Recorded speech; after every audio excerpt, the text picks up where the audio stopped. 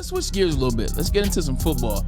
I alluded earlier that there's a question I wanted to ask and kind of ask. The Lions are serious about going to the Super Bowl. Is there a move they want to make? Last week, Matthew Judon, actual Michigan native, West Bloomfield High School, actually was rumored to be on the radar of the Detroit Lions. Doesn't seem like they can get things going over there with the Patriots in terms of his deal. He's a guy that's averaged around 10 sacks in the last 4 years and been tremendous, if you will. And also, he has the cleanest celebration in football, might I add. That's facts. Yeah, it's cold. I got to get a lot of credit. It's Detroit. Like, we don't know how to not fail in that department, to succeed in that department. But when you look at the teams in the last couple years, Tom Mazaway, when you look at especially in the NFC, it seems as though even in the offseason, no matter how low the teams are, they're adding on to their roster for that last stretch of the season, for the playoffs, for the Super Bowl. I mean, you look at teams that do it during the season. Last year, one of the notable teams that did it was the very team that beat us. And it was a move that they made before the trade deadline. They pick up Chase Young. You look at 2 years ago, the Eagles. How many players did the Eagles add to that team, especially on the defensive line, once it got to December, once it got to January, just to ensure that they had a shot against Patrick Mahomes? Now, it didn't pay off for them. The Lions have made some good moves in the offseason. But one of people still is that outside linebacker on the right side, the guy playing opposite. We keep talking about guys. Maybe it's Davenport, maybe Pascal, maybe it's going to be James Houston who'll be back this year. If the Lions are serious, though, don't you think they got to make that one move that you add where you're instantly like, right now we're hoping that the Detroit Lions have the roster. We're hoping that DJ Reader and Davenport and the moves work out. But don't you want to not have to hope? Don't you want to be in a position where, like, San Fran knows they're going to the Super Bowl, where the Eagles knew they were going to go to the Super Bowl?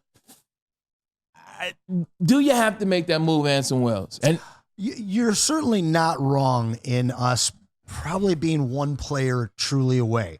But all of those maybes that you brought up are the reason why I don't think that move comes right now. Okay. I just kind of talked about it with the Pistons. It's the same thing that we've seen with this Lions team over the last 3 years. Everybody, offseason after offseason and trade deadline after trade deadline, Lions fans were just screaming for that big move. Yeah. But last offseason, I felt like even though they had all kinds of money, the Lions still didn't exactly know what holes to fill because of so many different maybes. Now, we watched that team manifest a conference play or a conference championship run. So when I see this Lions team right now, those question marks, they're few and far between. Each year that these guys have been here, those question marks have gotten less and less. So right now with all those maybes, and I think the biggest maybe that we're forgetting is Jack Campbell. Even though he's not going to be on the edge, what Jack Campbell can do for the linebacking core can absolutely make the front defensive line even better. That having been said, I do believe, much like the Pistons mid-season this year, once that trade deadline comes, I think that they will absolutely be players and they'll have a much better idea of where that issue is. That issue is going to either lie on the defensive line, in the linebacking core, or in the secondary. I don't think that you'll see a move for an offensive player, but I think as the identity of this Super Bowl Lions team, and that's what we're calling it this year, is realized, that's when this regime will go and plug a hole. Tom Mazaway, this is a team in which we know has made great moves in the offseason, or good moves in the offseason. Draft was really good yet again. But doesn't it just feel like you want that player? You see a player, you just see a fit. And this isn't the old days. This isn't the old days, man. We're coming here and we're like, every player that comes available, we're like, yeah, get that guy. Yeah, get that guy. Yeah, get him. Yeah, get him off the couch. Get this guy. This is a move that legitimately seems like it's worked. This is a position we've been screaming about ad nauseum for about the past 2 years. It's a guy that's from here. Things just don't seem like they can line up any better. There's a lot of money to spare. Yeah. What say you? Hey, if he's a Lion guy, if he is a guy that Brad Holmes and Dan Campbell can sit down and talk to and believe that he is a Lion guy, that means a guy that really loves football. And I think this guy does. I mean, I've been talking about him for years. He's played for Harbaugh, followed by Belichick. It doesn't get any more serious than that. I mean, he's a hell of a player, man. Yeah. What did he have, like 15 sacks last year? The guy last year because he got injured, but yes, 15-5 the year guy before. Can play, man. We all know that. I personally don't think he gets out of New England, but if he does, and there's an opportunity to bring him here. Hell, we wanted Brian Burns, right? It was too expensive for us. So what happened? The Giants go out and get him. Yeah. I believe in what these guys are doing. I'm not that fan anymore that wants to, like you said, go out and get every single person. We're right there, man. I think health aside, this team is almost perfect. Health aside, this team is almost perfect. And I'd say let's just ride it out.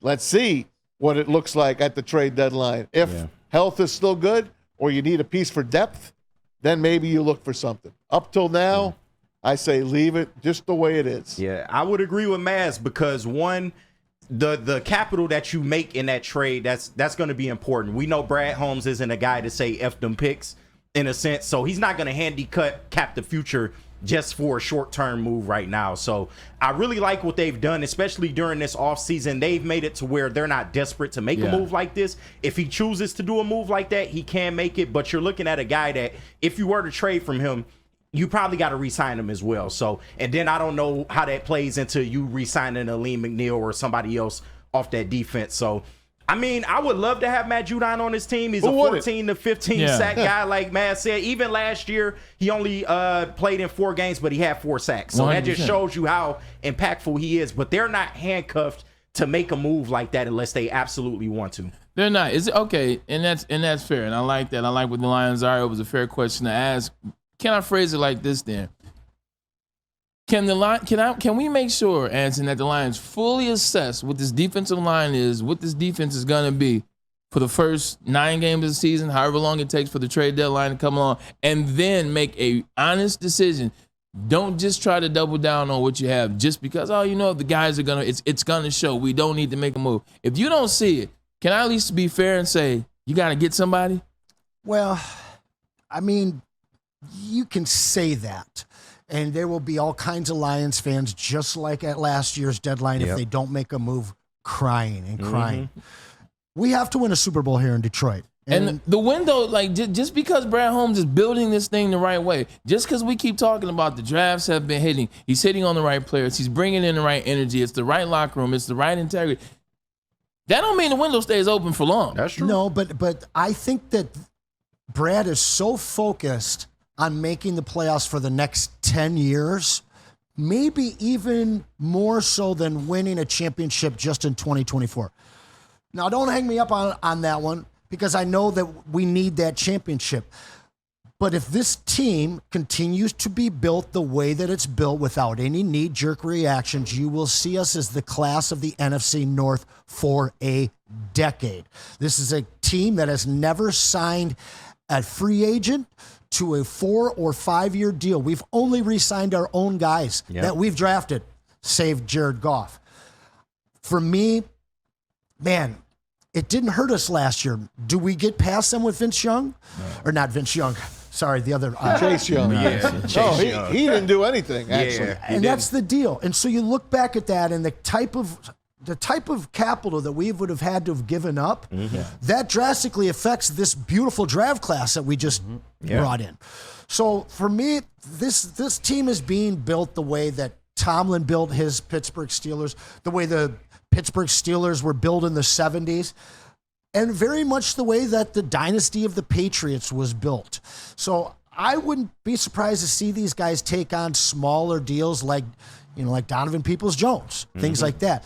I don't really ever see these guys going out and making that big splash deal unless you're going to get a guy for 2 or 3 years. To give up what they would have had to give, they don't have a third rounder. Maybe they have to give up a second to get 1 year of Judon without any guarantee he re-signs. I just don't think that that's in the script for this team.